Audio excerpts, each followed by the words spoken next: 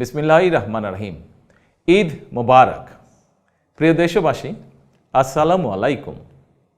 ত্যাগ, তাকওয়া আর সংযমের শিক্ষা দিয়ে বিদায় নিয়েছে পবিত্র মাহে রমাদান।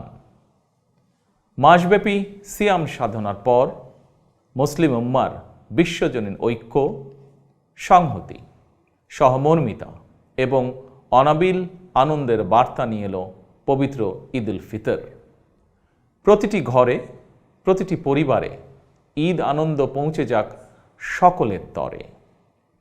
আসুন আমরা রমাদানের আদর্শে উদ্বুদ্ধ হয়ে একে অপরের সঙ্গে পবিত্র ঈদ আনন্দ ভাগাভাগি করে নেই।